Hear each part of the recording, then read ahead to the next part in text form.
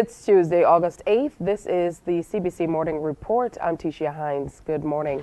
In our top story, the fate of young black men is of concern to one educator with over 30 years in the teaching profession.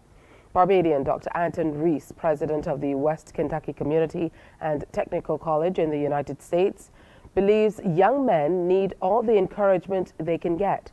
He joins us live to talk about some of the issues facing them. Good morning, Dr. Reese. Good to have you with us. Good morning, Tisha. Incredible privilege to be here on Morning Barbados. Good. Absolutely wonderful to have you with us today.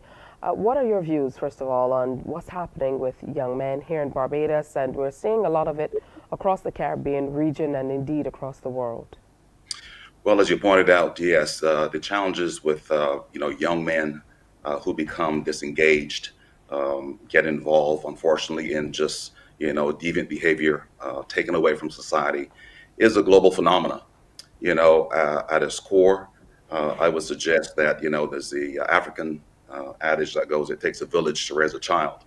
And back in the day, as we would say, there was a strong triad between the home, the school, and the respective religious institution. In many ways, one could argue in 2023, each of those institutions have varying levels of dysfunction. And so it is both a challenge and an opportunity for those three core institutions to be in more in an alignment. There are tenets within that triad that I believe has served us well for generations, right? Because they instill things like respect for elders, family, community above self. There was a discipline and respect.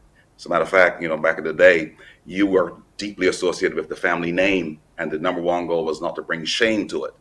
And the quickest way to bring shame to it would be getting involved in, nefarious activities, etc. So, again, I keep up certainly what was happening in Barbados. I saw the high-profile case of the two young men, the 16-year-old and the 21-year-old. Very, very tragic, but in many ways, I see it as a wake-up call for all of us that we've got to figure out ways in which we can get better alignment amongst those core institutions, certainly to get things back on track. It oftentimes is easy to point out what we're doing wrong, but what can we do right? What do we need to do, especially coming out of incidents like we saw yesterday, the final day of the festival here in Barbados being tarnished by gunplay, which unfortunately has become something that is very much a familiar thing to society these days, involving young men. So what can we do right to be able to move away from this level of crime we're experiencing? Well, in some respects, I think embedded deep within all cultures, really, I think at the end of the day, comes down to young men need to have access and visibility to men who are in a positive stream, as we call them, like role models, etc. I think it is about the visibility of the men in our society stepping up to engage youth with intentionality. Certainly, as an educator, the school is a big part of that, especially the early ages. We would say in Barbados that the primary age is up. My wife is a retired K through 12 educator, and she would tell you that in a typical week, if a man shows up at a school, that means that that boy is getting ready to be suspended or expelled. Is way too late. So we need to get men involved earlier in key areas such as education, as I mentioned, the religious organizations, etc. This is where that gaping hole is. I think is the connectivity certainly to positive role models. Education, no ifs, ands, or doubts about it. Getting it earlier, reinforced, and certainly with options for there be a cultural value around the importance of work and giving back into society, I think are two important components, involved in addressing some of these issues. And then I think there need to be some conversations amongst the stakeholders, right? The police, educators, the religious community. I think as we like to do, like town halls, these sort of things, to talk through ways in which we can create partnerships to address these very certainly concerning and distressing issues with our youth.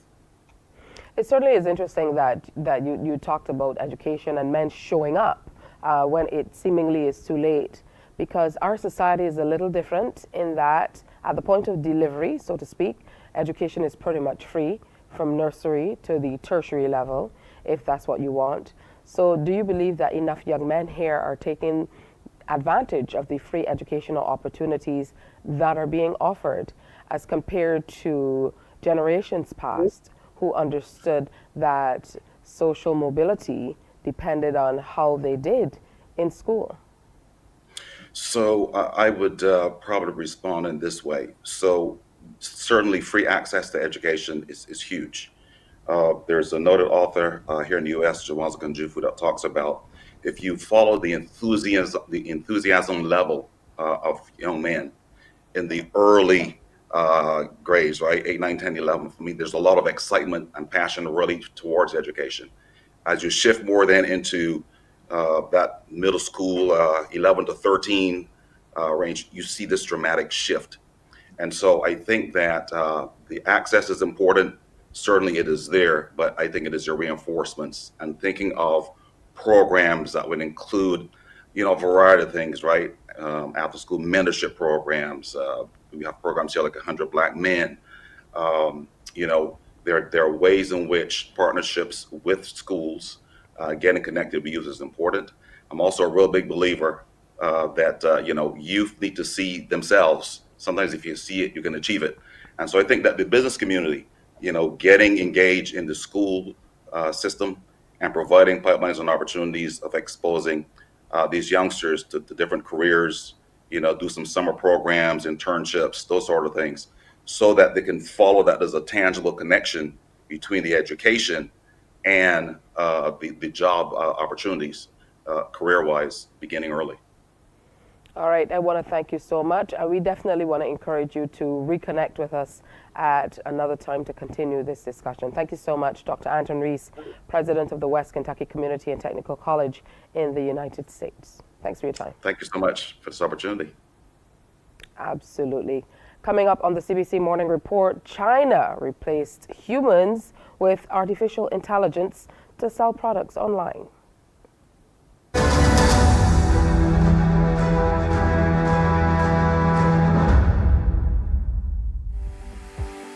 For the past 19 years, QFM has been sharing with you, learning from you, and together building a community for all mature audiences.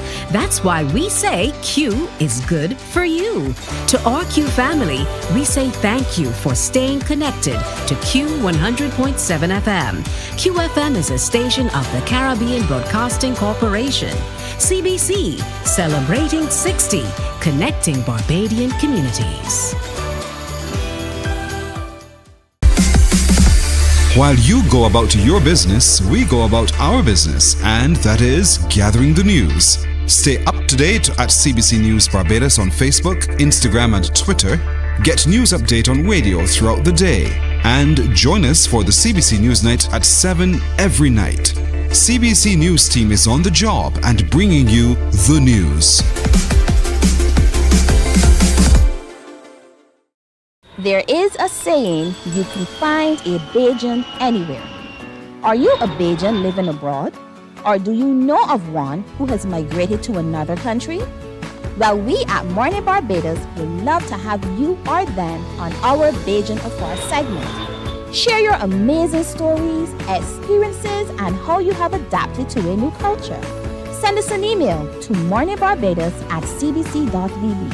And together we will travel the world.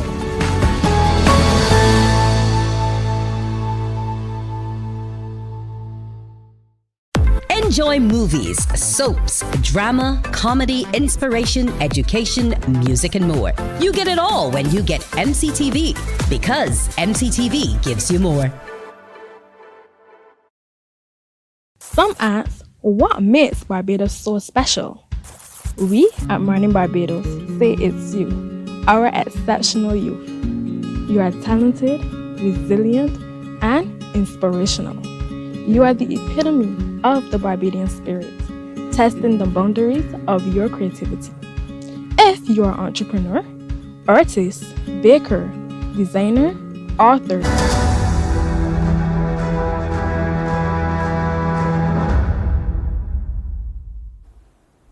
In China, artificial intelligence is replacing social media influencers to sell products online. Companies say the strategy helps to reduce risks to their brands, while researchers are concerned about the effects the technology could have on consumers. The products and places are real. But in China, they're increasingly being promoted by virtual humans. As digital technology develops, more and more social media influencers and entertainers are being replaced by these computer-generated characters. One research firm predicts the market could be worth $42 billion by 2030 in China alone. It's a trend this company is capitalizing on. These men and women each have their own personality and backstory. For example, one is into popular music, there is a girl next door type, a more aloof fashion blogger, and another who is into new technology. They also have their own fan bases, but unlike real people, they don't tire, age, or get into trouble. Celebrity scandals, such as pop star Chris Wu's rape conviction, have forced brands to rethink their marketing strategy. There's loads of advantages, right? So the first one is you have absolute control of what this person does in and outside of your brand comms. So a virtual character ain't going to go commit a crime. Analysts say Chinese consumers, who adapt relatively quickly to new technologies, are more accepting of virtual humans. Developers say the key is to create a virtual human which is as human-like as possible. That allows consumers to feel a sense of connection and even intimacy with the character. So wearing this suit will allow my movements and even my voice to be programmed into that character. While many are controlled by teams of people, advances in artificial intelligence mean some are taking on wider roles, such as sign language interpreters and newsreaders. Studies have shown this has led to fewer work opportunities in an already tight job market. But there are also other concerns. You're engaging with the influencer as a nice person, but you're sort of disconnecting your mind from recognizing actually this person is really just a complete fabrication of a big corporate. Innovator Todd Jiang believes in the future everyone will have a computer-generated version of themselves, and that virtual humans are just the first step. At least 10 people have been injured in an explosion in western Turkey. The reason for the explosion was not immediately clear. Rescue crews have rushed to the site of the blast east of Istanbul. Let's get more on this now. Sinem Kosoğlu joins us on the phone from Istanbul. Grain is a globally sensitive issue. What do we know about the cause of this blast, Sinem? Well, Sami, the cause of this explosion, this massive explosion, is unknown. But of course, right now the security forces and the prosecutor's office are trying to figure out what it is. But as for the initial response from the governor's office, this is more of a technical issue, something like a compression. But of course, there was an immense impact of this explosion in the area that suffered a huge earthquake in 1999. And assuming that Turkey suffered a huge earthquake in 11 cities just in February, of course, everybody was afraid. And the impact of this mass explosion was felt everywhere around the Izmit Gulf, where the port is located, according to eyewitnesses. As far as we know, as you said, there are 10 people who've been injured. We are seeing from the reports that one of the injured people has been taken to ICU units in the nearby hospital. Search is still underway by the disaster management authorities. But of course, now this explosion raises concerns over the safety and security of this important port. But the silo that belongs to Turkish Grain Board was full. Just 2 days ago, the Turkish Grain Board announced that they increased their monthly grain purchase capacity. And this is, that's why we know that all those silos over there were full. And we've seen in the pictures that the grain has been split all over as the basement, at the ground floor of those big silos has exploded, and there is a massive flume of smoke over the sea by the Izmit Gulf, and each politician who speaks to Turkish media, each eyewitness around the area that speaks to Turkish media, they say that this explosion sounded like an earthquake.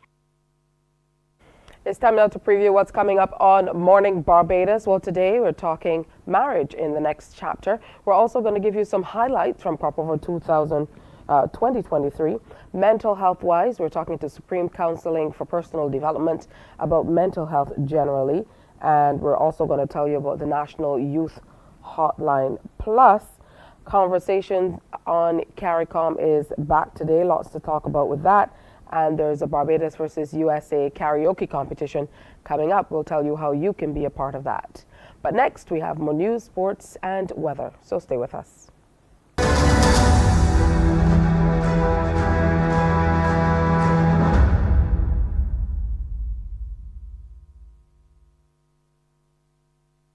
Some ask, what makes Barbados so special?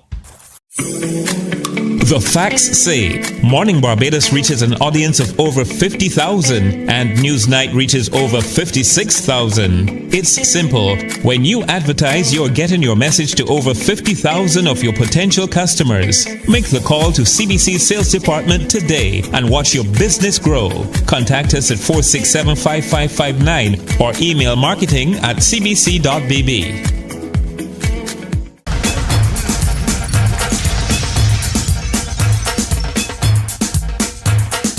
98.1 to 1 is more than a station. We don't just play music, we keep you company, cheer you up, keep you informed and entertained. We are a vibe. What do you mean? Every day we bring the party to you. We are your #1 party station.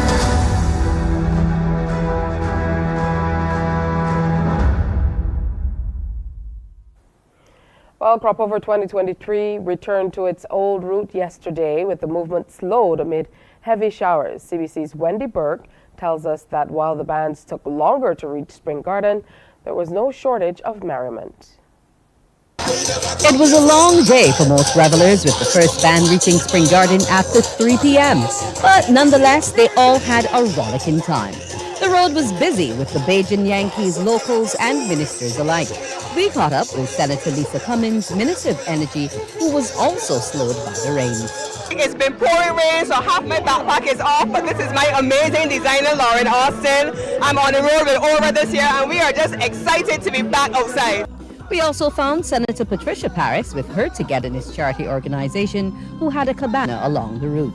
We're having an enjoyable time here with the Togetherness family, and you're catching me after jumping with the NCF truck.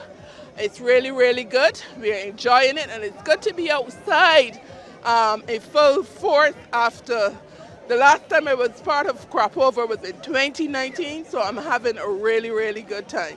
The bands moved off from Warrens, and some were slow in getting towards Green Hill and onto Botanical Gardens past Combermere. The onlookers were happy to return and join in the action. We even saw a pan cart as part of the fun. Despite the Grand Kadooment delays, Culture Minister Senator Dr. Chantal Munro-Knight says the season overall has been superb. It's a fantastic Cropover, to be honest. I think we've had a wonderful time. I think promoters, service providers, cultural practitioners, everybody has been really positive about how this Cropover has been. And I think today, even with the showers, I think people appreciate that. It's a little bit cooler than usual. But no. I think, honestly, we've had a super fantastic. People have just been really willing to just come out, enjoy themselves, and just have a really safe and good time. So we're looking forward to even better for 2024. We're already thinking about what 2024 is going to look like.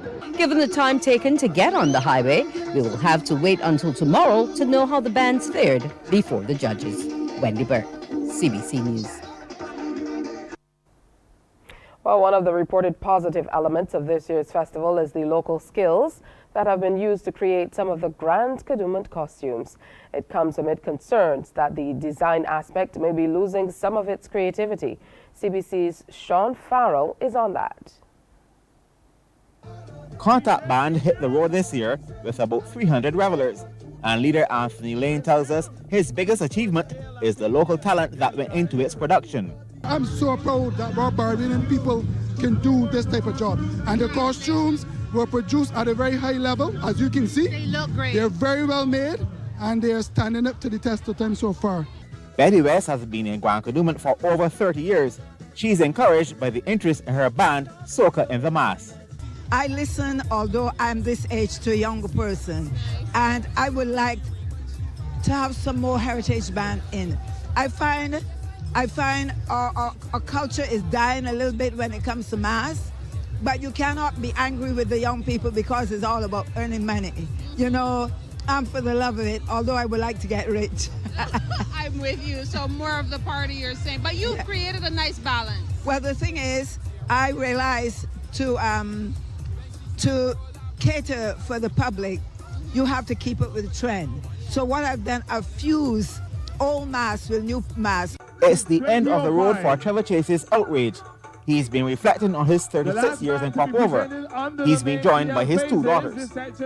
A love for the form, a love for the creativity, the beauty of design, and that is what is going, or that's what's been taken away. I've been jumping from 17 years old. I won't say how old I am now, I have students. But so it is a little heartbreaking, you know, but I think we've made our mark. And that's one of the most important things, you know, to leave a legacy, to leave a mark. People don't know the hard work that goes into a band, and they will say, you know, your band is a small band. It is not a lot. It is a lot of work. I hope to carry on the tradition. Since he's saying that he's finished, I would like to carry it on. So with his guidance, I would like to take it on from here. Meanwhile, some of the revelers have been talking about their experience this year. 10 out of 10, highly recommend. I mean, it's been amazing after coming back from COVID. I mean, last year was a little, you know, slow. We still had a Cropover, but you know, it wasn't as grand as this year. And I feel like this year, the pace, the energy is next level. I love the festival. It's the ladies, yeah, and the camaraderie and the bands. It's great. Great stuff. I'm living currently in the Cayman Islands, and obviously the carnival isn't as large as it is here in Barbados. So to actually have the cultural connection to the festival, actually appreciating all of the arts and craft that comes out of actually the products that come out of Barbados is actually quite impressive, and I'm actually quite proud to actually say that I'm a Bajan. So trust me when I say, even no matter wherever you go in the world, home is always home. I've lived in the UK, I've lived in Jamaica, I've lived in Barbados, I've lived in Cayman Islands, and there's nothing like home. This is my first time jumping. I have been to Labor Day, Caravana, all them kind of things, but this is my first time really masquerading and enjoying the culture, so I'm just happy to be here. According to the National Cultural Foundation, an estimated 12,000 masqueraders involving about 22 registered bands took to the road for the colorful street parade. Sean Farrell, CBC News. Antigua and Barbuda has welcomed the inaugural Air Peace flight from Nigeria. The flight brought passengers to participate in that country's carnival festivities. The flight's historic and historical significance is not lost on officials welcoming the over 160 passengers. The last time we would have had a read-up on Africans coming to the Caribbean, to Antigua Barbuda, we would have seen ugly pictures of slave ships. Today I witnessed a beautifully painted 777 coming through the skies of Antigua Barbuda, and the story, owned by itself, is a great story. It is owned by one of us. It is owned by an Antiguan and Barbudan citizen, Mr. Alan Onyema. The airline's founder and chief executive officer, Alan Onyema, says he's excited about solidifying an air bridge between Africa and the Caribbean. It is very, very intriguing that we just did 9 hours. But before now, you needed to go through London, through the United States, before anybody from motherland comes into the Caribbean or comes into Antigua. Onyema, who's also a citizen of Antigua and Barbados through the Citizenship by Investment Program, praises Prime Minister Gaston Brown for what he says is the tenacity and positive drive which made Saturday's flight possible.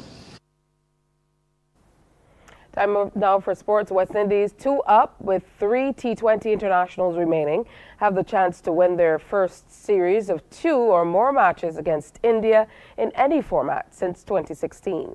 That's one equation ahead of today's 3rd T20 international at Providence in Guyana. The Windies also have the chance to complete back-to-back T20 series victories for the first time since 2017. If they manage to pull it off, it will be a massive confidence boost for West Indies, who will be co-hosting a T20 World Cup less than a year from now.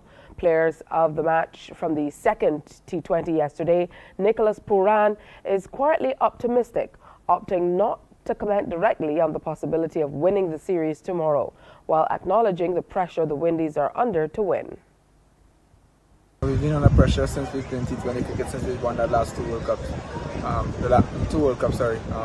It's all about focusing on what we can control and just getting better at our skills, game awareness, and try to put a complete performance together.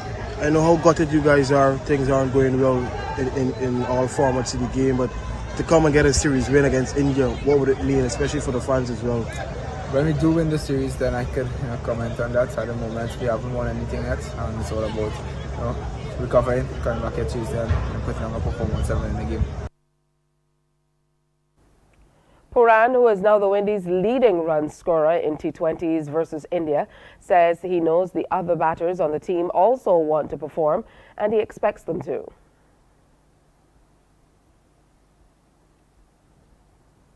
I think at the moment we're doing really well. The batches, we're bowling extremely well, I must say, and kudos to the guys. Everyone is putting their hand up in the bowling department. The batting, we get in there, every single game. Everyone wants to perform and they want to win games, which is really important. So I'm expecting a better batting performance from everyone because I know they want to perform for us. Play in the 3rd T20 starts at 10:30 this morning with live coverage on CBC's 94.7 FM. And that's today's morning report. We want to encourage you to stay for our next newscast, 12 p.m. right here on TV8, followed by The World at 1 on our radio network of stations, 100.7 FM, 98.1 The One, and 94.7 FM. Morning Barbados is next. Wake up, wake up, wake up, wake up. Barbados, get up. Good morning. Good morning, Barbados. Good morning. Good morning to you. Good morning. Morning, morning, morning. Good morning to you. Good morning. Morning, Barbados. Good morning. Good morning to you. Good morning. Morning, Barbados. Good morning. Wake up, wake up, wake up. Morning to you. Good morning to you. So good to have you in company. It's already Tuesday, August 8th, the morning after the day before, is it?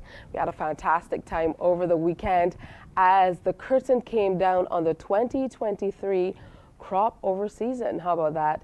Hey, I'm Tisha Hines. I'll be here with you until 8 o'clock this morning, bringing you all the sights and sounds. Hopefully we'll be able to get through quite a bit as far as recaps are concerned of the festival. And we also are going to be sharing with you on a number of things. So Sean of Supreme Counseling for Personal Development is going to be here. And of course, we are talking mental health. Sean Clark is, of course, the head of that organization. We're going to look at the role of self-care in preserving good mental health. And even though people are outside and making merry and seemingly enjoying themselves, you really don't know what's happening inside of them. So we really want to delve into that today. Also, we're going to have conversations on CARICOM with His Excellency David Comishong as we continue to look at a number of things that are happening across the region, especially coming out of all that happened here in Barbados.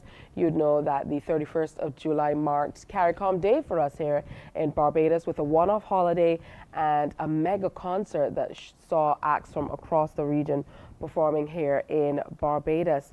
Now we're going to tell you about the National Youth Support Hotline, very important at a time like this when there's so much going on. Corey Marshall, Youth Commissioner with the Youth Development Program in the Division of Youth Affairs, and Sharon Rose Giddens, President of the Barbados Association of Professional Social Workers. They're going to be in to talk to us a little bit more about what's happening with that hotline. Plus, in the next chapter, we're looking at men, women, and marriage, 42 Days to Victorious Living. And we're also going to feature another wonderful book that you won't want to miss out. It's a quick and very easy read that we look forward to sharing with you here on Morning Barbados. Plus, there's a Barbados versus USA karaoke competition. Two singers will be here to share with us. Alfred Moore, who's Vice President of the Barbados versus USA Association, as well as Tony Barnett, the chairman. They'll be here to tell us a whole lot more about the competition, which is coming off. The inaugural show took place back in 2015, and now they are back. So lots to get through today. We're hoping that you can stick around for it. For those of you who have to head off to work, I know lots of people are going to be staying in, maybe sleeping in today, maybe just sitting around in bed. Who knows, based on what was happening. As I said, it was definitely a long weekend, so there was lots happening. Now, for conversations on CARICOM, there's a lot under the overarching theme of the unfolding CARICOM-Africa relationship. There are very specific matters that we want to look at. So I want to go right ahead and say a very pleasant good morning to Ambassador Comishon. Welcome. Good to have you with us always. Yes, good morning, Tisha. Pleasant good morning to you. I trust you have recovered from your Kadooment day. Indeed, I had no choice. I'm here. Yes, it's a celebration. But I'm here to remind viewers that it is part of the season of emancipation. And that's so wonderful because even though Cropover has ended, the season of emancipation hasn't ended. We go on until the end of August. So we are still commemorating and celebrating.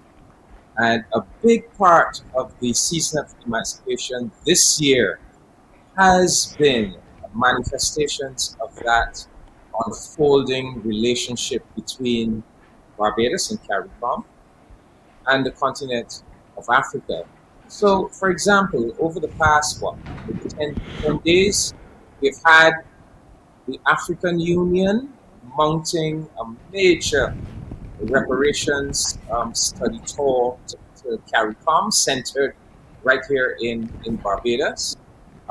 We have had a delegation from Rwanda, a business delegation, and I think they're probably still here in Barbados, discussing relations between Barbados and Uganda. We have had the African Export-Import Bank establishing their CARICOM headquarters right here in Barbados and officially opening those headquarters.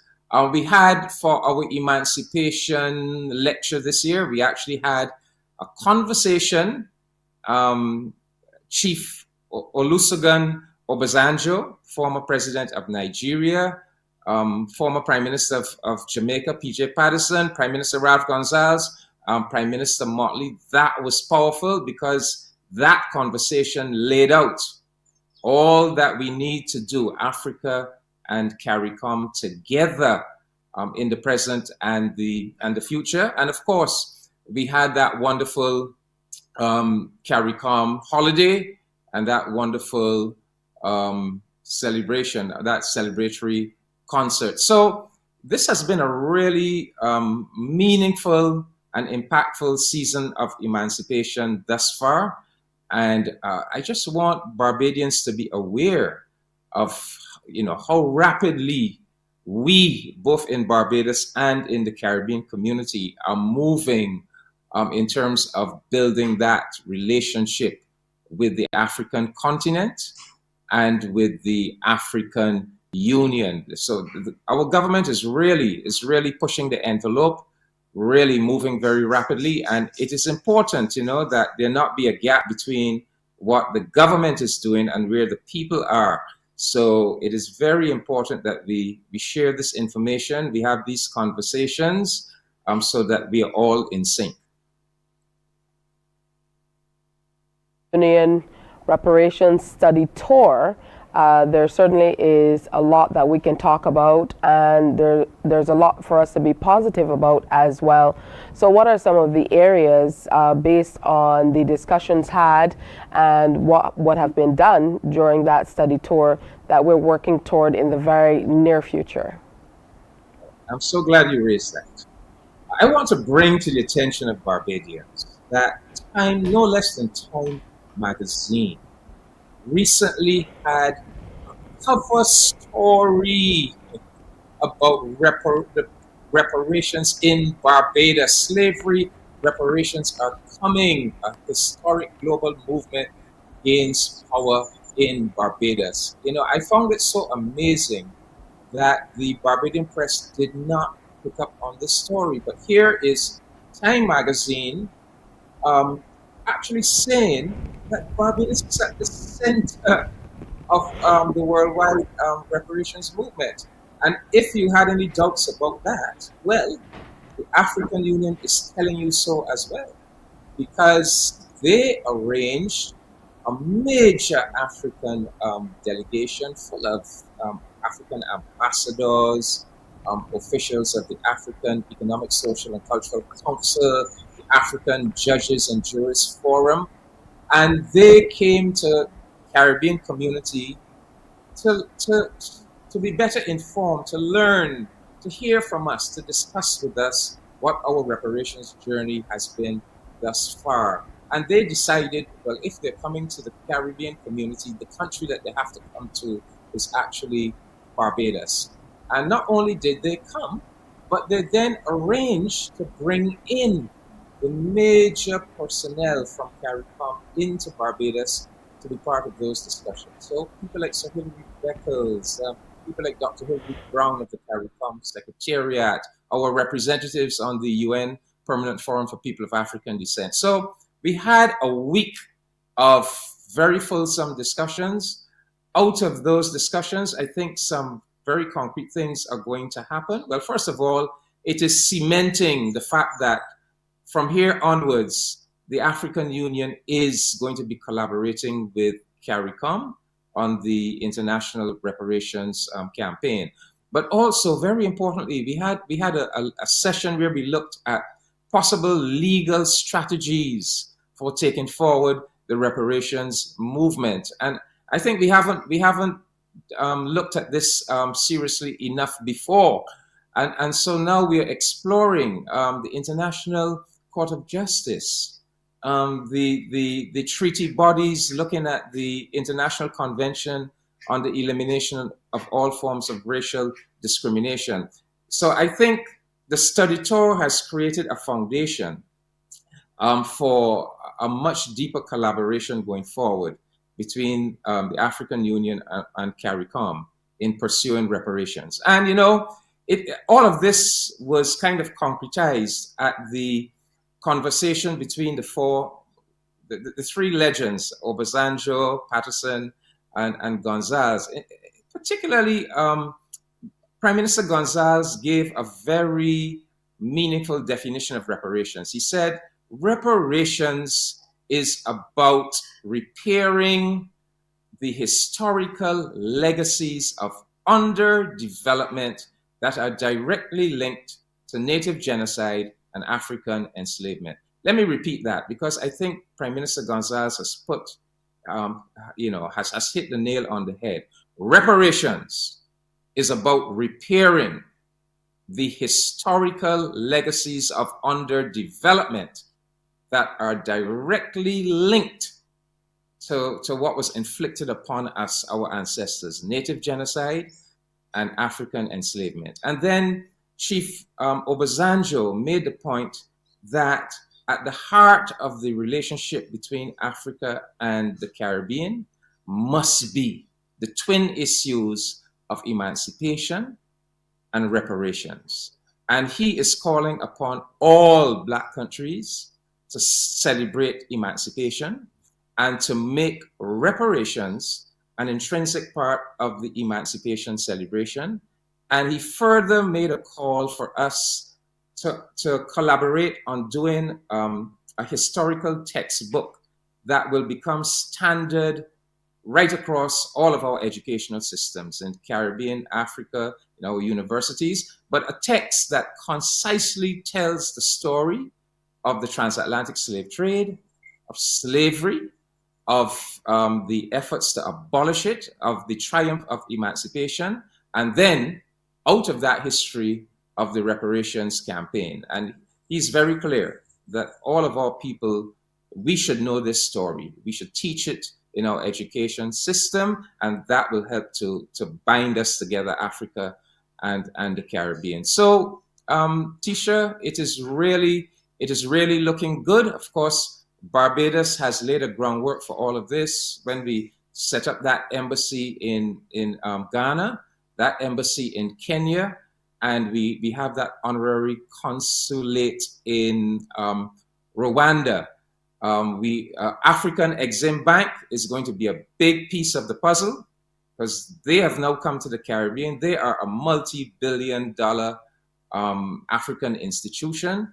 They have already allocated $1.5 billion to finance trade and investment between the Caribbean and Africa. I hope that message goes out to especially our small and medium business organizations in Barbados. This sum of money is going to be there if you have good project ideas for trade and investment between Barbados and Africa, the Caribbean and Africa.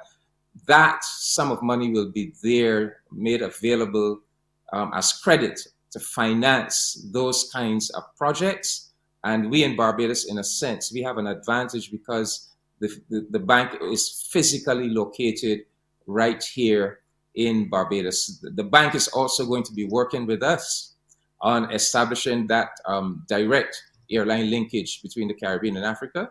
I see from the story you had this morning that Antigua has just done a direct flight from Nigeria with Airpeace, and we hope that venture could really take root and become permanent. But the Barbados government is also working on a direct flight in collaboration with the African Exim Bank and the Rwandans as well, because one of the things that came out of the Rwandan visit to Barbados is we're going to be looking at the possibility of the National Airways of Rwanda Air, possibly establishing that direct flight with the African continent. So it is looking good, Tisha.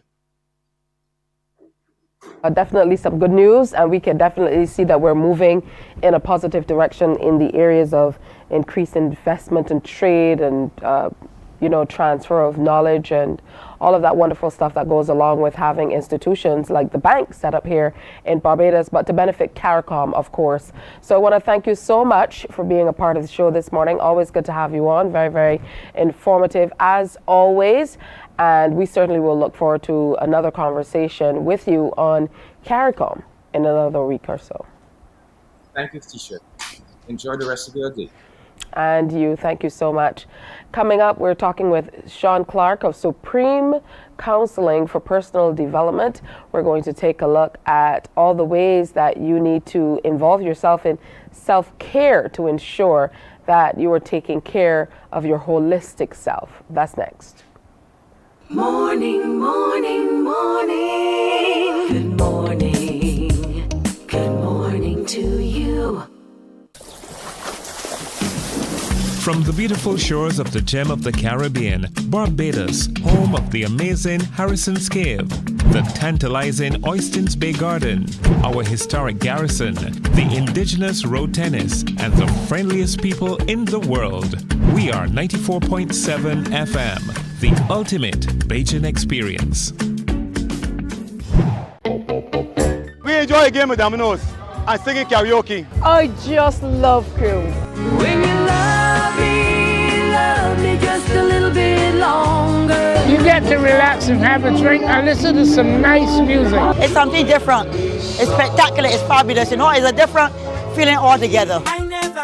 Morning, morning, morning. Good morning. Good morning to you. Hey, time is quickly moving by. Good to have you with us on this Tuesday morning. I almost said Monday. You know how it goes when you have a holiday that kind of rests early in the week. It's a little difficult to gauge what is happening, especially when you have a day. Like, I don't know what yesterday felt like. Sometimes holidays feel like Sundays to me, but yesterday was almost like a Friday. So today feels like Saturday, perhaps. I don't know, but maybe. So good to have you with us. I know there are quite a few of us who have lost our voices, or the voices aren't quite what they are based on, you know, the tiredness levels that are going on. So make sure you get a little rest in as well. And that ties nicely into what we're talking about this morning with Sean Clark. We're talking about, you know, the role of self-care. So it's wonderful to have Sean with us again this morning. And I asked Sean if he is fresh off of a truck, and he said fresh out of bed. Yeah, fresh out of bed. I thoroughly enjoyed a rest day yesterday. Oh, that's wonderful. So what role does self-care play in helping us get to our best selves, is what we're talking about? Well, firstly, when we speak of self-care, we're not only speaking of brushing your teeth 2 or 3 times a day, or taking regular baths, or changing your clothes, or, you know, getting the most expensive or the sweetest smelling cologne. We are also speaking about goal setting. We're speaking about being assertive. We're speaking about setting boundaries. We're also speaking about mindfulness as well. When we speak of mindfulness, we're speaking of living in the present moment. And therefore it bleeds the question, are you mindful, or is your mindful? And when we look at the mind, it's a very, very important and powerful tool, but it concentrates more often on the past and the present, and not necessarily the past and the future, but not necessarily the present. For example, you're working as a cashier and you realize that your float is short $10. You're going to start thinking in the past, what did they do? Did they give back some person too much change? And then you're going to go straight to the future. But what if this can make me lose my job? What is going to happen when my boss finds out that my float is short again? Never really in the present. So mindfulness, being mindful, is teaching us to live in the present, to deal with situations as they happen. It teaches us to engage intentionally in the here and now, with acceptance and without judgment. All right, that's a lot to take in. That's a lot to take in. So what are some of the actual steps that we can take to ensure that we are truly taking care of ourselves in a manner in which you spoke about? Because it's so difficult to not kind of toggle between the past and future and the present, especially when you have stressful times. And I would imagine that's when you truly need to be able to draw on these resources. Well, it starts by seeing this as the situation now. This is what is happening now. What can I do to resolve this now? How can I pay attention to this now? So you're dealing with the matter as it happens, and you're trying your best to correct the action in the present. It is similar, for example, with, let's say, a bullying situation at a school or in the home. You know, in opposed to saying, well, come back to me at lunchtime, or see me when I get home from work, you deal with the situation right there and then to bring some kind of resolution to it. I know that it is easier said than done, and obviously it takes a lot of practice. So we look at 3 basic components. We look at the intention, and the intention is to get this solved now. We look at attention, paying attention to what the situation is, and then we look at attitude. What attitude are we going to take towards this? Is it going to be a situation of being mindful? Is it going to be a situation of being sad and depressed? Is it a situation of being angry? So once we can look at the three components and we can get the three components sorted, then we are on the right track. All right. Lots to think about. How does this all tie in the overall picture to mental health and wellness? And I would have said this a while ago. I think sometimes when people think of mental health and wellness, they automatically go to mental illness. Yes. So, it's important to kind of make the separation so people know that when we're talking about mental health and wellness, it's not necessarily straight to mental illness, because people think that you're saying, if we are honest in Bajan parlance, how people think or talk, oh, you're crazy, or you're going mad or something. But I think it's more about making sure that you are comfortable with who you are and you're not stressing too much about certain things. Yes, and that is all a part of self-care. One of the things that we must pay attention to is that our mental health is equally as important as our physical health. And anytime we have a physical illness, it affects the mind. And anytime we have a mental illness, anytime we are stressed, it affects the body. So we cannot pay more attention to one and not to the other. So that is why we speak of self-care. We speak of, yes, taking care of the outer body, taking care of your appearance, but we also speak about taking care of the inside as well. It is, for example, having a garbage can outside your house, and every morning you are putting garbage in your can. Your neighbors are coming and they're putting garbage in your can. People are driving by and they're putting garbage in your can. But then, unfortunately, the day of collection, your garbage truck has broken down. So SSA is not able to collect your garbage. But people continue to put garbage in your can. Then what happens? You have an overflow of garbage. You can have a stench. You can have an outbreak. You can encourage rodents and so on. It is the same as your temple. Each day we are putting things on the inside and we are suppressing these things. And we are not finding an outlet to empty ourselves of these things. Eventually what happens? It gets to the boiling point. There's an explosion, there's an illness, probably stress, anxiety, depression, diabetes, hypertension, because we're not finding a way to empty our can of the garbage that we are putting on the inside daily. So when we speak of self-care, we speak of having that mechanism or that system in place that we can offload. Even if it is having a spouse, having a friend, having a parent, having some person that you can go home to and that you can have that conversation with, even if you just want that person to listen, because you have to be able to offload. Some of us, we get involved, like myself, for example. I get involved in self-talk. I talk with myself. Self-talk? Yes. And then I'm not crazy. I answer myself as well. So I'm having that conversation with self. And by the time that conversation is over, I am feeling better about myself because I am finding answers for myself and I'm being able to resolve whatever situation it is, within that moment. That's very, very interesting.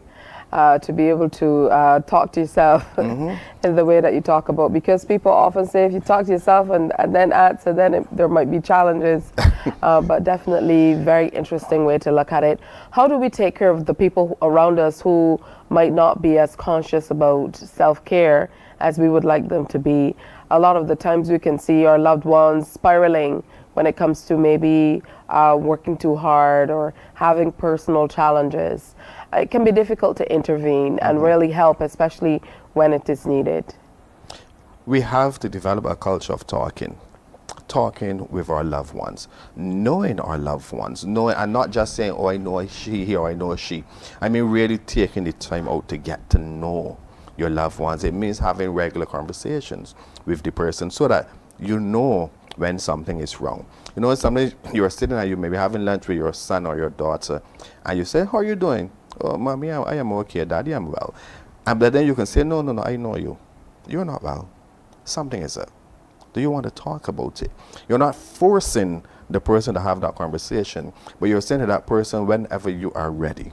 But Sean, sometimes, especially with teenagers, it's almost like one of the things about being a teenager is that there's this attitude thing going on. So, like, how are you able to differentiate? I know that you know your children, and sometimes it's almost like they're withdrawn, especially now with all the technology and stuff like that. How are you able to maybe differentiate? And I know you might tell me it comes down to knowing your children, but sometimes teenagers are so into themselves and not in necessarily a positive way. It can be difficult for parents to kind of break down that wall or figuratively or literally even open the door to be able to speak with them and have them relate to the parents. Because I can remember having a feeling of, they're so far removed from what's happening right now. They don't have a clue in talking about maybe older relatives and my mom and so on. They don't know what I'm going through. They don't know what's happening, because they're not a part of the generation of what's happening now. So how can we get past all of that? We have to start by not seeing parenting as a single person activity or just a mother-father activity, but seeing parenting as a community activity. There has to be some person, and more often than not, there is some person in that child's life that child is willing to open up and talk with and talk to and have a conversation with, and to say what, even if they say don't tell my mommy or don't tell my daddy, but there's some person that that there's a go-to person for that child. As a parent, we need to get to know that go-to person, not necessarily for the go-to person to come back and say, well, he told me this or she told me that, but to know that you are comfortable that there's some person that your child is going to have that conversation with, that is going to give the child the information that is needed. And then sometimes you as a parent, you can feed the information that you want to relate to your child for this person. It's not bad parenting. It is using the resources that are available to you. And of course, we have to make sure that those people who are the go-to people aren't feeding them negative thoughts. Exactly. Are giving them negative direction. I want to thank you as always, Sean, always very insightful. And the interesting thing is it always leaves us wanting to talk more about what's happening, and that's important because where you started is we need to talk more. Yes, we're ready to. All right, I want to thank you, Sean Clark of Supreme Counseling for Personal Development. If you feel like you need help, you should definitely reach out, or if there's somebody in your life who you think need some assistance, at least ask a question about it. We're going to take another break and come on back as we continue talking about taking care of self. Very, very important. Stay with us. Morning, morning, morning. Good morning. Good morning to you. We enjoy a game of dominoes and singing karaoke. I just love crew. When you love me just a little bit longer. You get to relax and have a drink and listen to some nice music. It's something different. It's spectacular. It's fabulous. It's a different feeling altogether. I never feel so good in a party yet. Follow me to Q in the Community this Thursday. So good in a party yet. You know why? Cometh the Ugandan. Holloway defends his title. Glorious goal to Shelly-Ann Fraser-Price.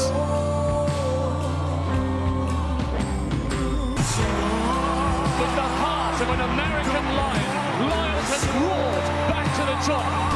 2 world records in one night. We're watching a once-in-a-generation athlete. The practice, is it on? Oh, that's ridiculous. You could not script that any better. Morning, morning, morning. Good morning. Good morning to you. So you know that this morning predominantly is about self-care and help and support. And we're going to talk about a level of support which is needed in Barbados at this time. I remember there have been quite a few hotlines over time, but I don't believe anything like this. So let's welcome Corey Marshall, who's Youth Commissioner with the Youth Development Program Division of Youth Affairs, and Sharon Rose Gittins, who's President of the Barbados Association of Professional Social Workers, to talk to us about something very important that's coming on stream today, the National Youth Support Hotline. Good morning. Welcome. Hey, good morning. Thanks for having me. So good to have both of you with us. Absolutely. All right, I'm going to get started with you, Corey. Talk to us about this new initiative that's coming on stream. Okay, well, the Youth Support Hotline is a 24-hour hotline introduced primarily to facilitate the needs of young persons, but it's not exclusively for young people. As my friend Sean mentioned before, you might have a parent who has a concern. The parent can call the hotline as well. And even though the hotline is designed primarily to deal with mental health and wellness, there are still other areas that the hotline can facilitate, as it is a first line intervention for persons experiencing challenges. That's excellent. Now, Ms. Rose Gittins, talk to us about how important it is to have a resource like this, particularly at this time in Barbados. I definitely want to support having the resource, and having a resource that says you call or you are able to WhatsApp, which basically shows that there's more than one way that we can reach out for help. At this time, I think after a wonderful and fantastic Cropover, and even going in and continuing on into emancipation and pulling, as you said, the importance of self-care, there's some persons out there who have not been involved and who may feel a sense of being lonely, a sense of where am I going to go to next for help. Having this helpline, and I think as Corey would mention, the age group in which it covers includes those persons, not just the youth, but also young adults who may be going through some particular challenges and really want a safe space to be able to reach out, have persons to talk to, and having the social workers there definitely is that type of individual that persons will want, who will listen, who will be mindful, very mindful of what they're saying, and at the same time being able to bring you out as much as possible that feeling of hopelessness. So yes, Tisha, having this hotline available at this time is definitely very much needed. And I want to just end by sharing, coming out of COVID has made it even more impactful. Now, I know it's going to be manned by some, highly trained operators. This is going to call for a lot of resources. Talk to me about how you've really been able to mobilize this resource. And you can take it, Corey, but I know that Mrs. Rose Gittins, you will want to weigh in on that as well. Okay, yes, as you mentioned, we have a core of very competent first line counselors. And even though they're trained, we don't want them to just offer the counseling. We appreciate that we need interministerial collaboration and collaboration with other entities that are vested in the mental wellness of young people as well. So with that being said, we went about contacting some stakeholders for the National Youth Hotline. And then at the launch, we actually launched the initiative on the 28th of July. I think it was last week, Friday.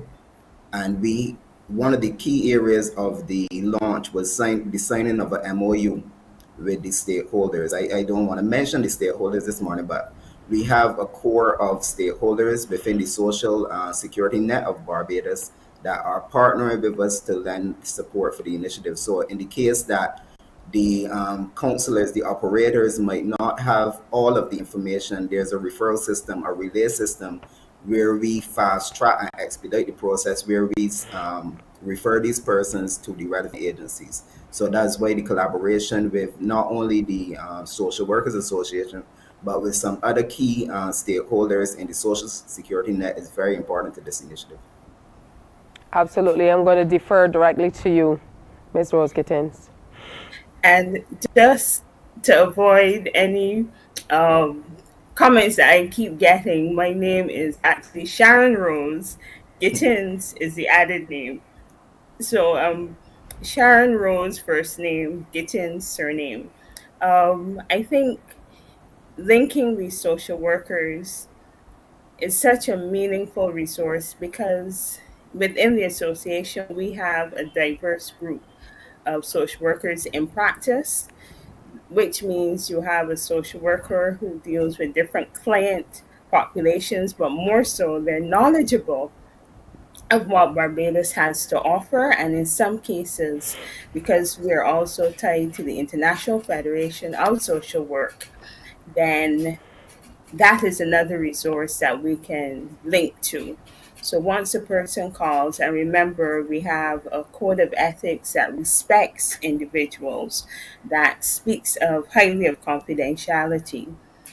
Clearly, once that resource has been tapped into, and through the referral, as Corey mentioned, then added to that, the social worker would be able to locate, direct, and link that particular person given the circumstances.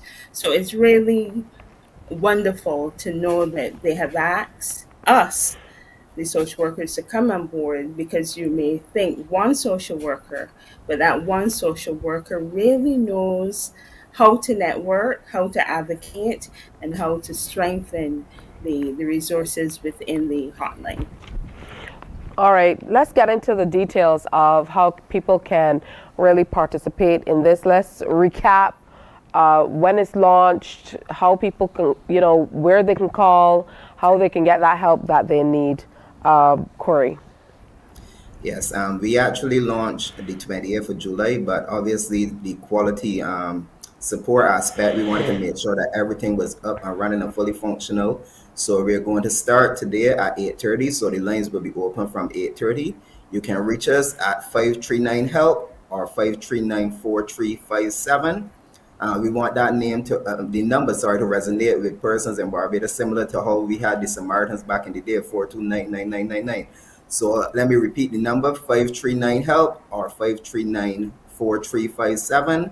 We will be open 24 hours, so you can contact us with any queries, any concerns, any issues that you might have. Nothing is too big or small for the operators and the management team of the National Youth Support Hotline. I know for a lot of people calling to hotlines like this, and Corey, you just showed up your age and talking about the Samaritans. Because only people of a certain age would know about that. Not saying that I know about the Samaritans, but And you remembered the number. It truly is a wonderful initiative. I would imagine, and you can corroborate this as well, Miss Gittins. So, anonymity is a big part of this. Sometimes people want to talk and they want to share. Sometimes they want a listening ear. Sometimes they want you to go a little further. They might need more help. But anonymity is very, very important. Talk to me about that in this process. I know it's been a year in the making, but that will be very, very, important. That's going to be paramount to whether people share or not. Definitely, and that's a very good query, and I'm sure some of our viewers are thinking the same way. How safe is this helpline? How safe is it for me to just share what's going on with me and recognize that it's not going to go beyond the conversation I'm having with that particular individual? So yes, I want viewers to really recognize it's okay.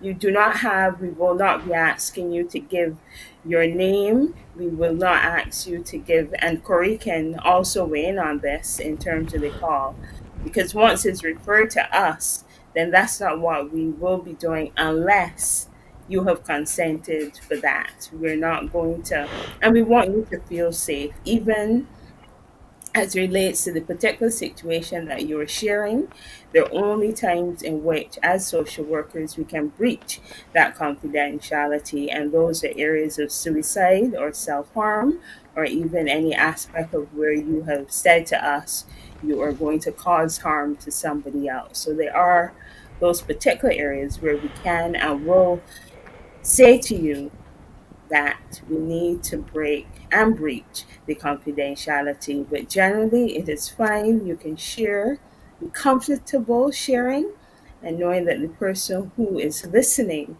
is that person who cares a lot about you and wants you to be able to move on, to get through this moment. We all have moments, but you took the moment to call us, and we want you to, we can get through this together. All right, I want to thank both of you for coming through and sharing with us this morning. Corey Marshall and Sharon Rose Gittins, President of the Barbados Association of Professional Social Workers and Youth Commissioner, Youth Development Program, Division of Youth Affairs. Always good to have you with us, and we most certainly look forward to further updates on what's happening with the hotline and sharing more about it. Thanks you. Thank you. Thank you so much. Morning Barbados will be right back. Stay with us. Morning, morning, morning. Good morning. Good morning to you.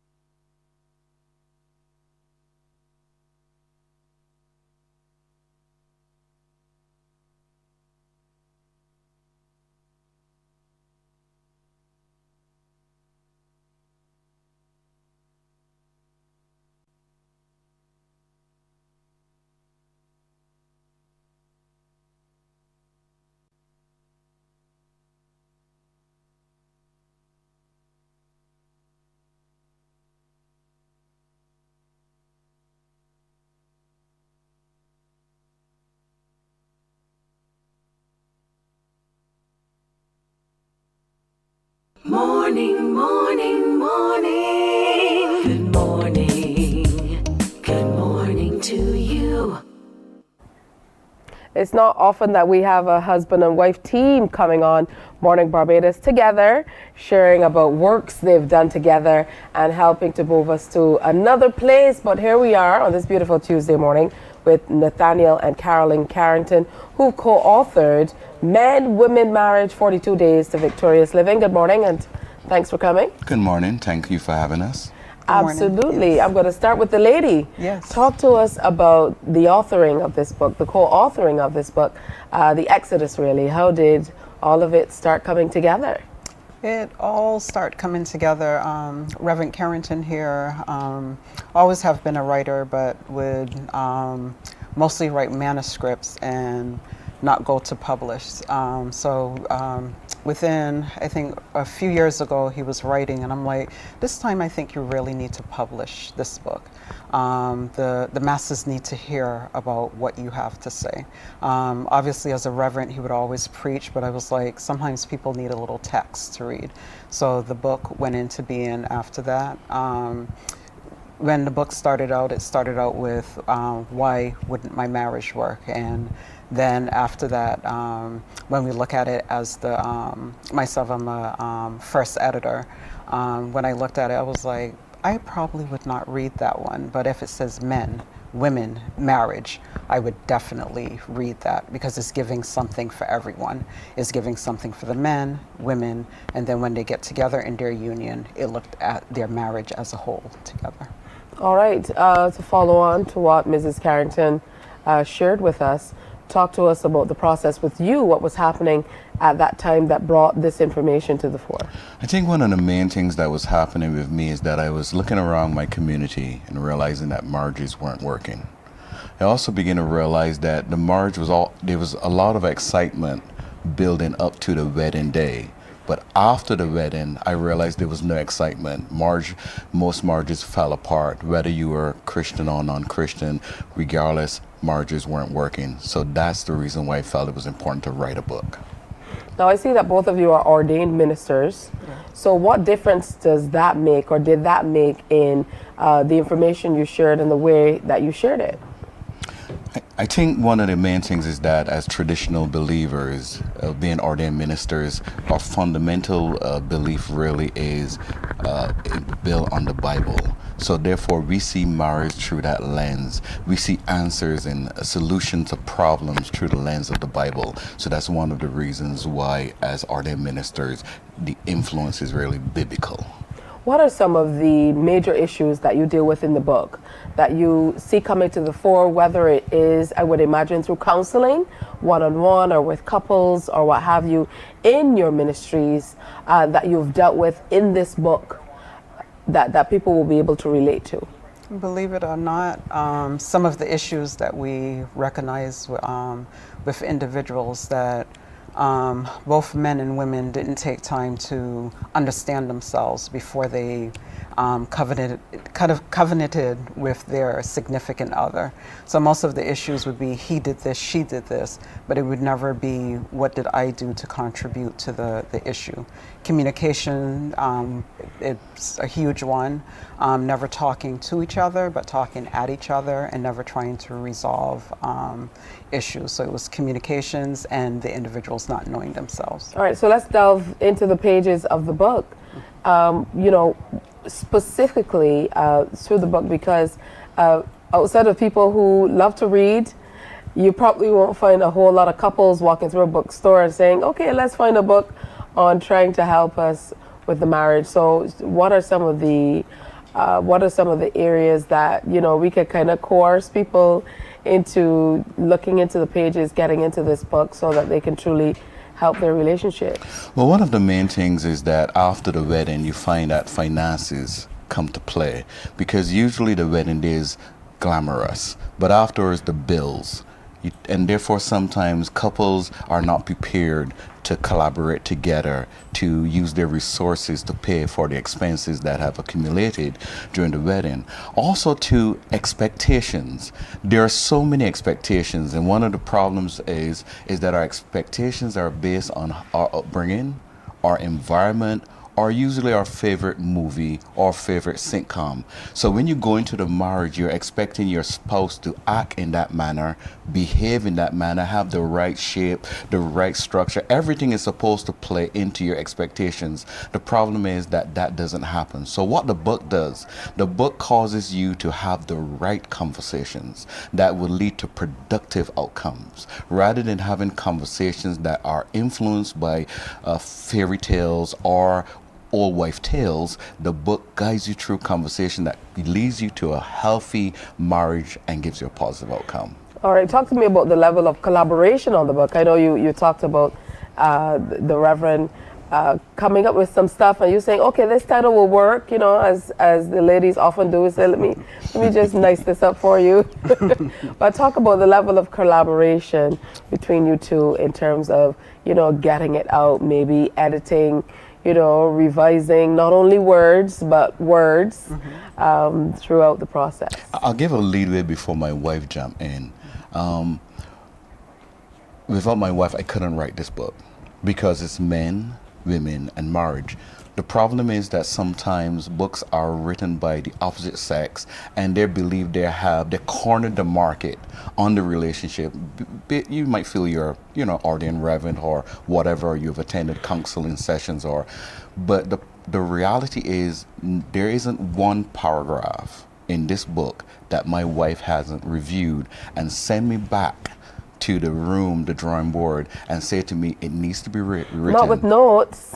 Yes, with notes, instructions, and she would say to me, it's not ready yet. But I'll let her jump in here. Okay. Just to piggyback a bit on Pastor Carrington's note about the book. The book was a work, lots of editing, working together, and it brought us closer as a team, having that team project to work on. Being able to, at times, Reverend thought the book was ready to go. Then, you know, like we would get into a read and it's like, it's not quite ready. We need to nudge a little more. We need to change a little more, or the audience may have missed. So we collaborated in that sense. We also collaborated on the number of chapters. The book would have actually been longer than this because Pastor is really a writer. He's, but I mentioned, you know, the book probably should be a little shorter. Let's do a devotional. So persons could be captured for the definitely for our busy individuals. Yeah. What are some of the things that you discovered in writing the book? And I know immediately I'm thinking, you know, there may be a few things that are different along the lines of sex, so males versus females, what husbands, you know, might be challenged by as opposed to what wives might have challenges with, and things of that nature. I think one of the unique things that we discovered that we shouldn't stereotype. Stereotyping each other is one of the most dangerous practices that couples can. For example, a husband may, you know, into the marriage believing that his wife is responsible for just the cooking, the cleaning, the babies, taking care of the babies, the laundry, and so forth. But in today's busy world, the husband is not always working. So sometimes the husband must be ready to take on that role. So I've learned that until you are ready to not stereotype, not follow your old Little House on the Prairies, as I would say, model, you're not ready for marriage. Because I had to do a lot of changing the baby diapers, doing the laundry. It was a reality and an education. It helped me to appreciate wives that take a long time out of their career and dedicate it to their children. That's a sacrifice. I've learned that tremendously.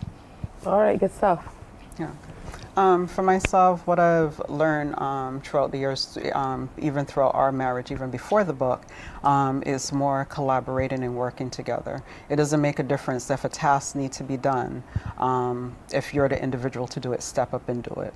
Also, what I learned is to lean on each other's strengths and weaknesses and help each other develop in those strengths and weaknesses throughout the marriage. All right, so let's talk about the process of publishing the book.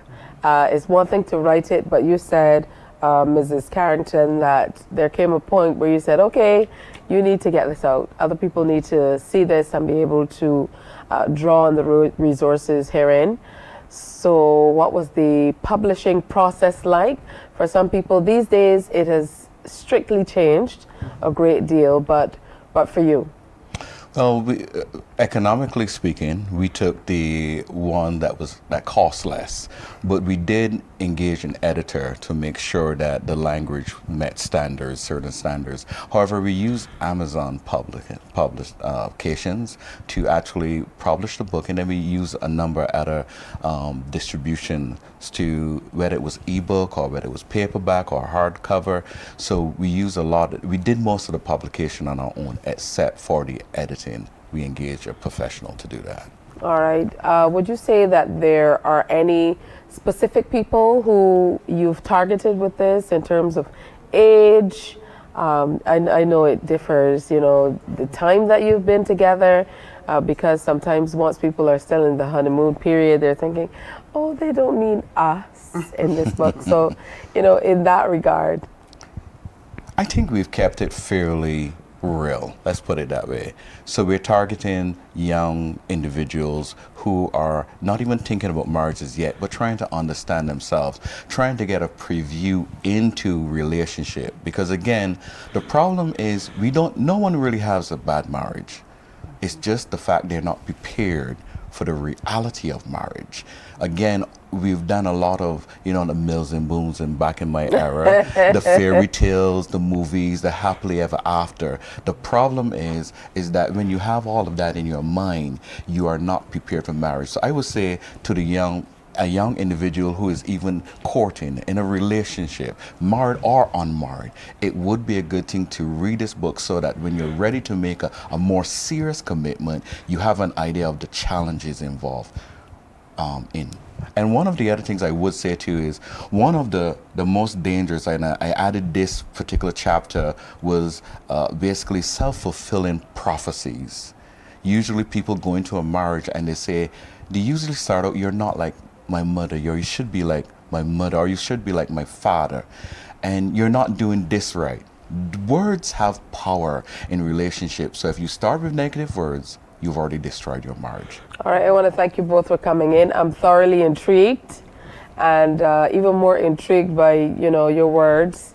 I think what stays with me is they're not bad marriages, only bad situations. Very interesting, and I think if we look at it in that way, even before we get in the pages of the book, then it says that there's a way to go, and no matter what is happening, then of course you can work on it. I want to thank both of you for coming in, so make sure you head on out and get that book. I'm sure you can find it online. Is it available here in Barbados as well, on the shelves? It's available on Amazon right now, and probably we could share a local person where we can share the information with you to where persons will be able to get All a right, copy. wonderful. Men, women, marriage, it's that simple.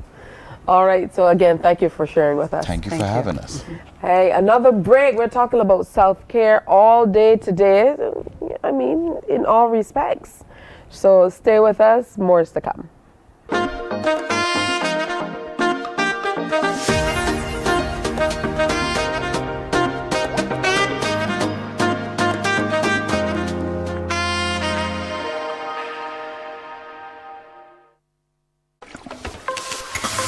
It's summer vacation, and CBC TV8 says laugh a little.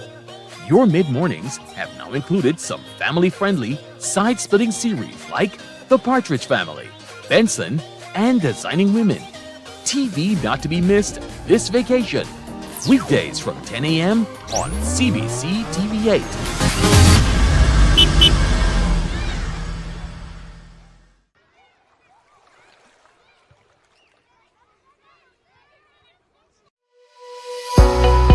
CBC is celebrating 60 years of broadcasting in Barbados. A friend and a helping hand in the community.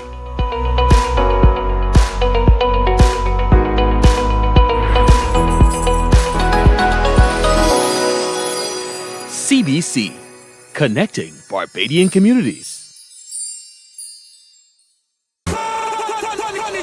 It's Match Day Live from the 246 with host Damian Best. Your all-access pass to the action happening in the BFA Premier League and beyond. Every last Monday of the month on CBC TV8. Kickoff time, 8:30 p.m. with analysis from our panel and highlights of the top performances. You can weigh in on the discussion via WhatsApp on 228-5562. It's Morning, morning, morning. Good morning. Good morning to you.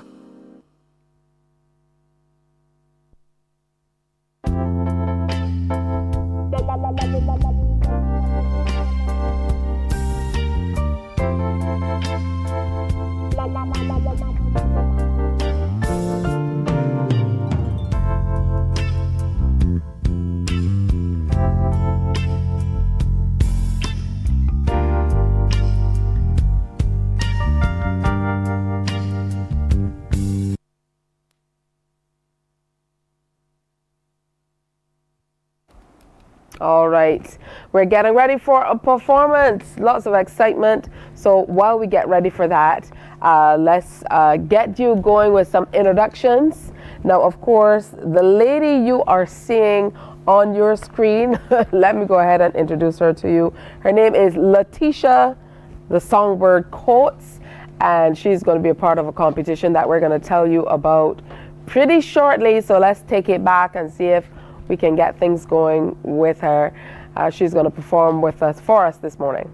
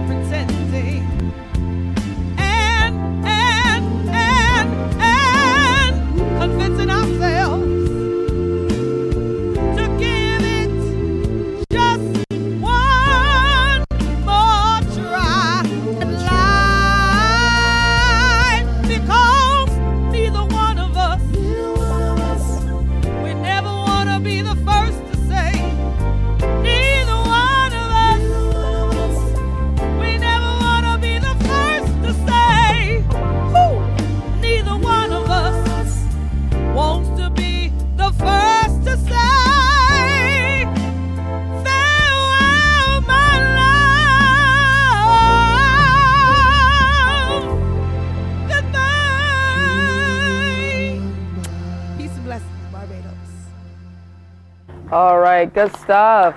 Neither one of us wants to be the first to say goodbye.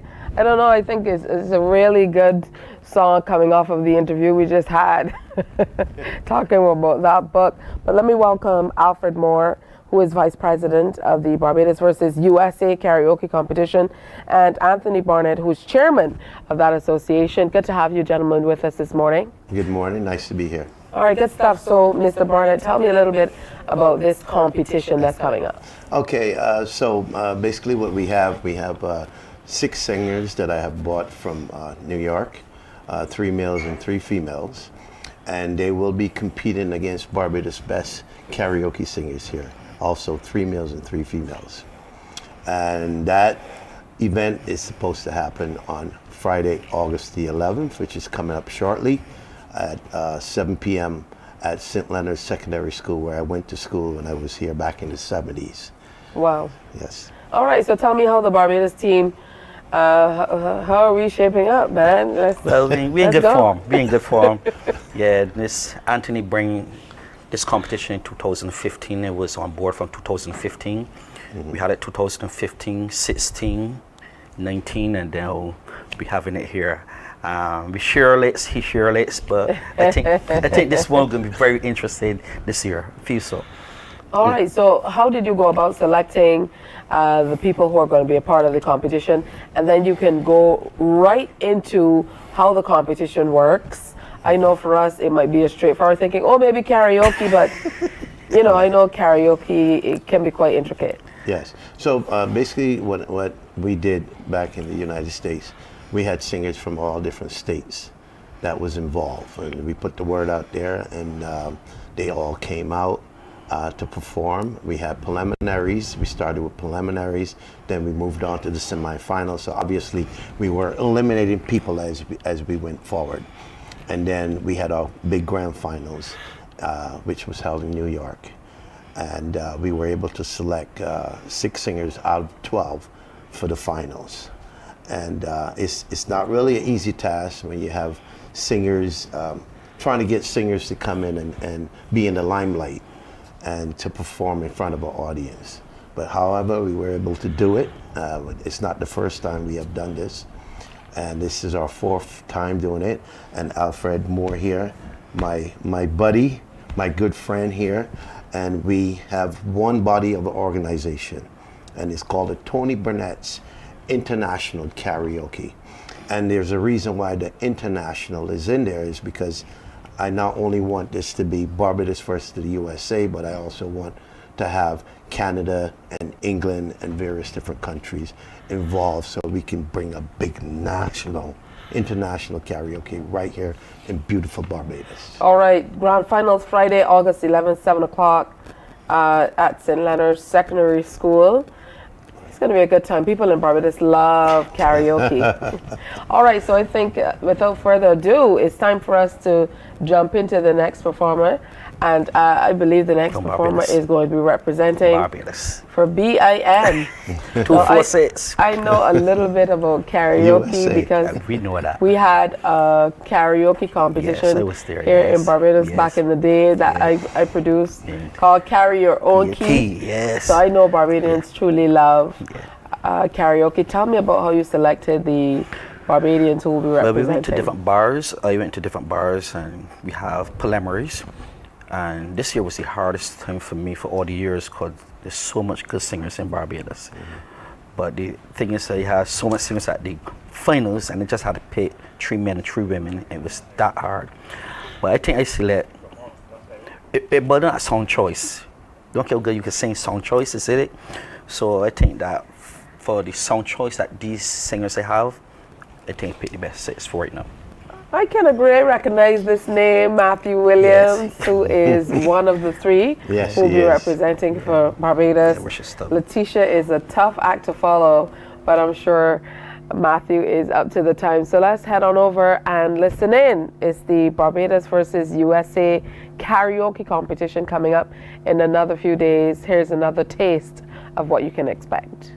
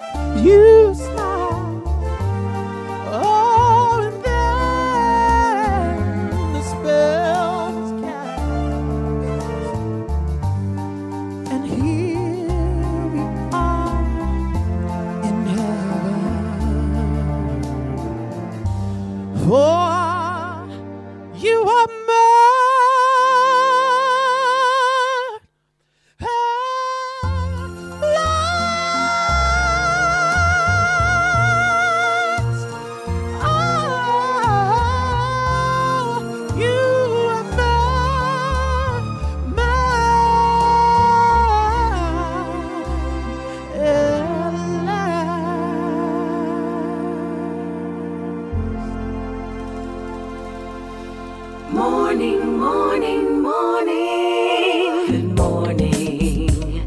Good morning to you. My friend, you don't plan to get it? Oh, Barbados.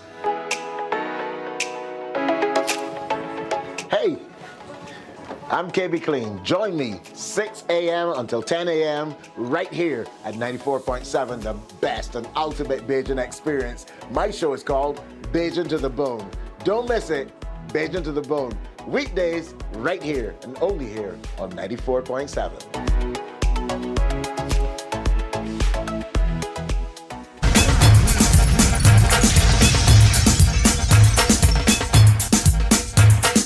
98.1 to 1 is more than a station. We don't just play music, we keep you company, cheer you up, keep you informed and entertained.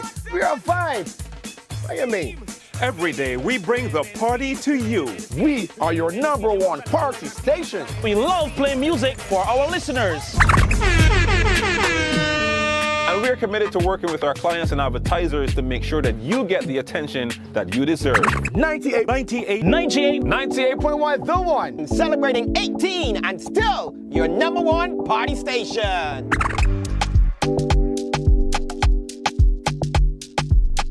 Morning, morning, morning. Good morning. Good morning to you. All right, just about 14 minutes to go before 8 o'clock. Letitia Songbird quotes and Matthew Williams. Hey, sorry you're on opposing teams. But congratulations, wonderful performances. Thank you. And Matthew, I actually only realized that your shirt says Cropover on it as well. You know, once you were there performing. So talk to me about how you heard about the competition, Letitia. I live in the States, and I went to karaoke. I'm like a karaoke junkie. And I heard of Anthony Burnett looking for singers to do a karaoke competition, and I'm competitive.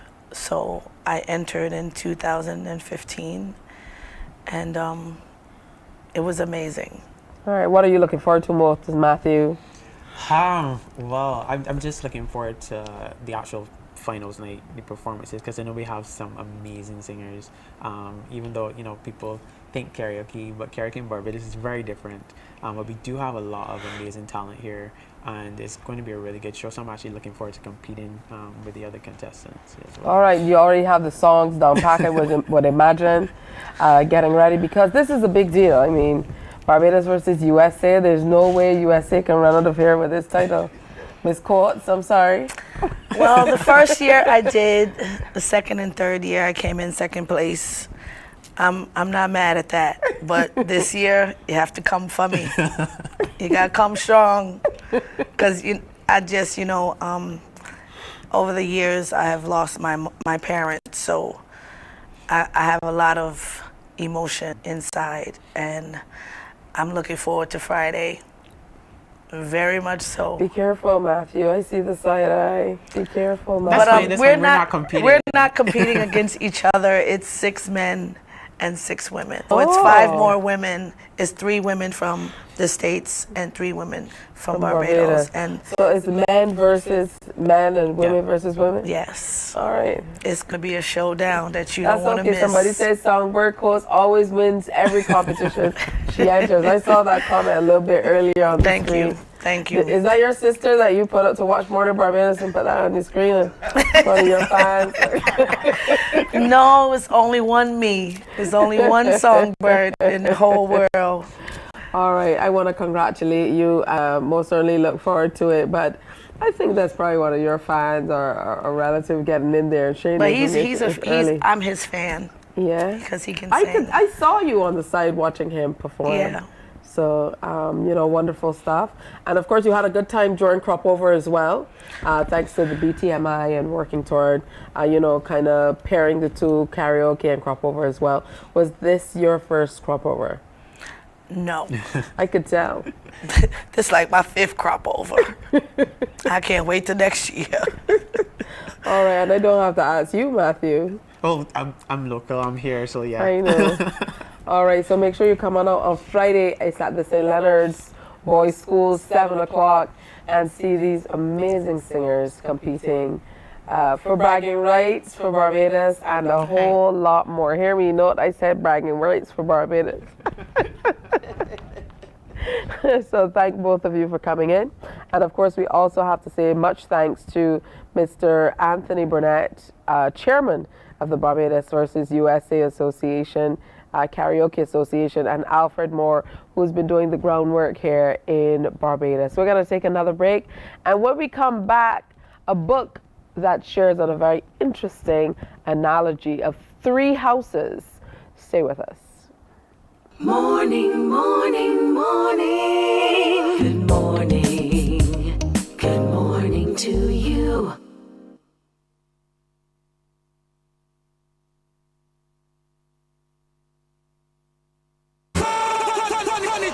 It's Match Day Live from the 246 with host Damian Best. Your all-access pass to the action happening in the BFA Premier League and beyond. Every last Monday of the month on CBC TV8. Kickoff time, 8:30 p.m. with analysis from our panel and highlights of the top performances. You can weigh in on the discussion via WhatsApp on 228-5562. It's Match Day Live from the 246. Don't you miss it.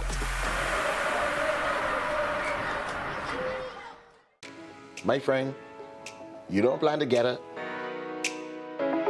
Oh, Barbados. Morning, morning, morning. Good morning. Good morning to you.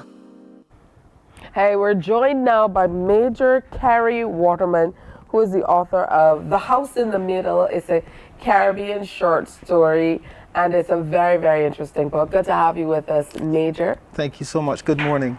Glad to be here. All right, tell me a little bit about writing this book. What really stirred the interest in you to write a book of this sort? Okay, so I lived in the UK for about 17 years. I left Barbados back in 2002. And, when you move overseas, you start to appreciate home a lot more. And I started to think back about my childhood, what it was like growing up and the different experiences. And I just had this book in my head. When I say to you, one weekend, I just decided, I'm going to write this book. And I sat down for 3 days and I did not move, and I wrote this entire book. All right. Talk to me about the book itself and what's contained inside of it. Just even thinking about it, when you explained to me the concept of the 3 houses was very, very interesting. But more importantly, I think it really hits the nail on the proverbial head when we think about our own society. Yes. So basically, the book is told from the perspective of these 3 houses. You've got the house on the left, which kind of represents the plantocracy, so that money that's been passed down from generation to generation. And then you've got the house on the right, which is now your emerging middle class, and you've got your young bankers, they've studied hard and they're doing well, but this is the new money.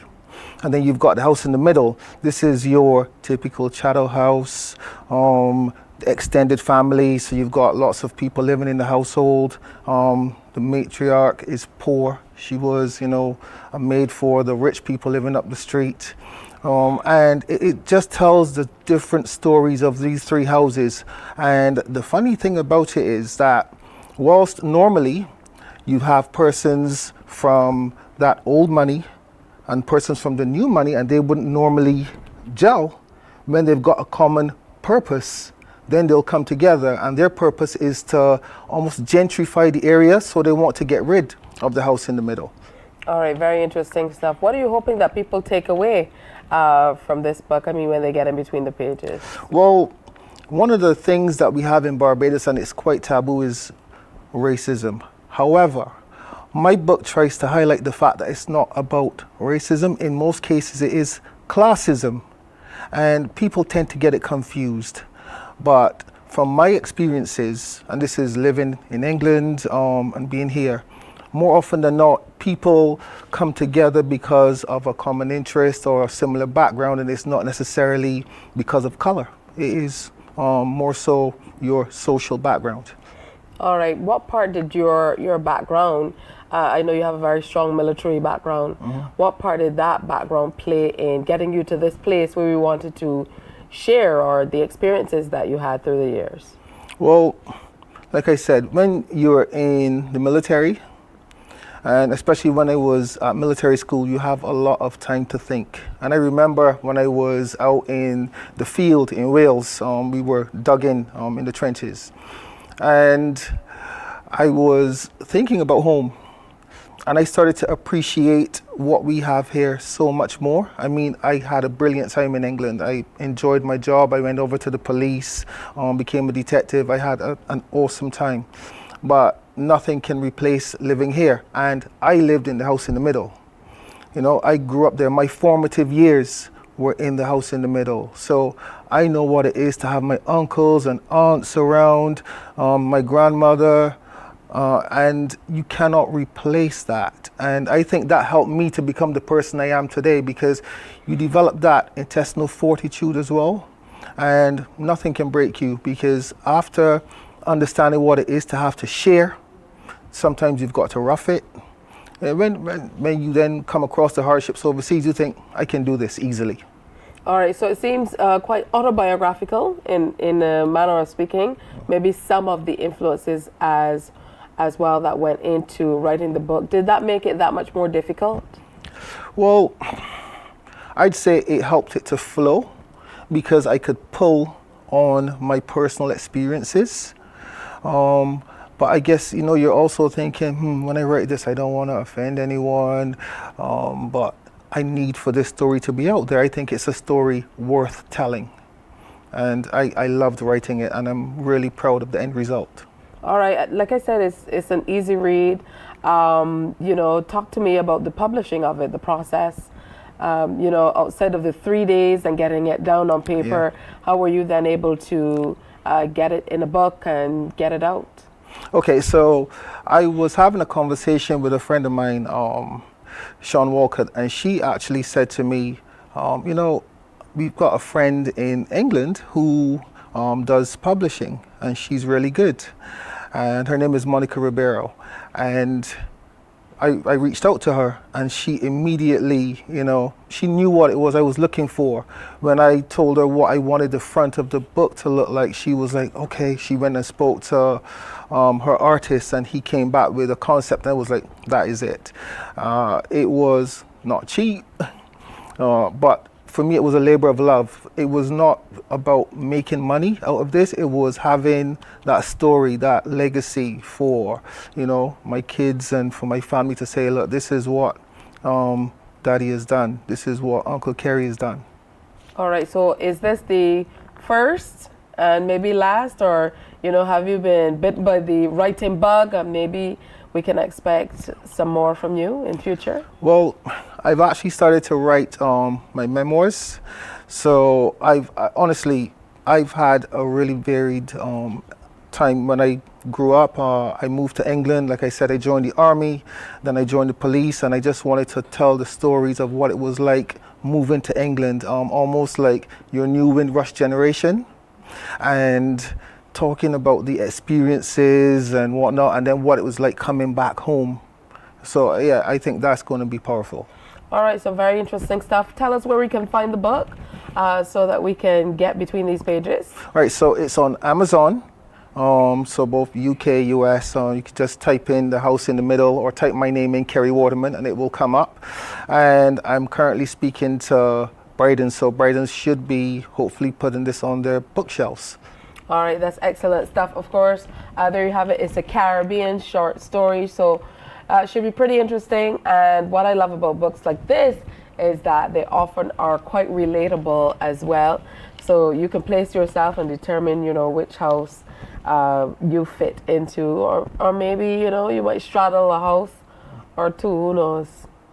Yeah? Correct, yeah. All right, I want to thank you and congratulations, Carrie, on this book. We certainly look forward to the other one.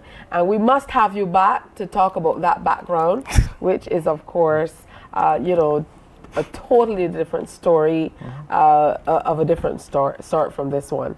So best wishes on the book, and we certainly will encourage people to get out and get their copies as well. Thank you so much. Thank you for having me. All right, good stuff. So that really is today's show. Make sure that you get that book. We are going to be sharing more on it with you. And you saw it. It is called The House in the Middle, a Caribbean short story. And it really explores prejudice and classism in Caribbean culture. And it's narrated from a very interesting perspective. So you definitely will want to check it out. So you can get it again on Amazon, and soon, hopefully, it will be on the shelves here in Barbados. Hey, that's it for today's show. We hope that you can come on back tomorrow and share some more. We will be telling you all about what happened throughout the festival and really giving you a summary of what happened. Congratulations to Quan, the artist, who took the Road March title. A lot of people were speculating about that and whether that would have been the outcome, but absolutely. All right, so again, that's it from us. Have a great day today. Remember to wear your smiles and come on back tomorrow. Bye-bye. Wake up, wake up, wake up, wake up. Barbados, get up. Good morning.